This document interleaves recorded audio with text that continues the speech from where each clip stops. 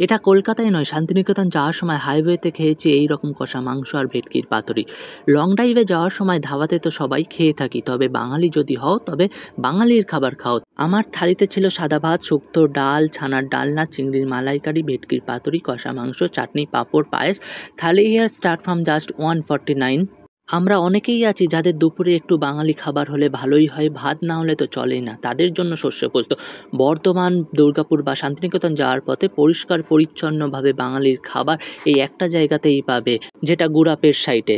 আর হ্যাঁ, মেনু থেকে আলাদা করে ওদের এই ভেটকি ফিশ ফ্রাইটা কিন্তু মিস করো না। আর ননভেজের থালিতে মাছের মধ্যে পাবে পমফ্রেট, চিংড়ির মালাইকারি আর কাতলা। তাহলে দেরি করে লাভ নেই, ঝটপট প্ল্যান করো আর বেরিয়ে পড়ো। সাথে ২-৪ জনকে নিয়ে যেতে ভুলো না কিন্তু, কারণ এই থালি একা খেয়ে শেষ করতে পারবে না। আর টেস্ট, উফ, আঙুল চেটেপুটে খাবে। আঙুল চাটার আগে লাইক, শেয়ার, সাবস্ক্রাইবটা করে দিও। আর বাকি সমস্ত ডিটেলস রয়েছে ডেসক্রিপশনে, সেখান থেকে খুঁজে নিও।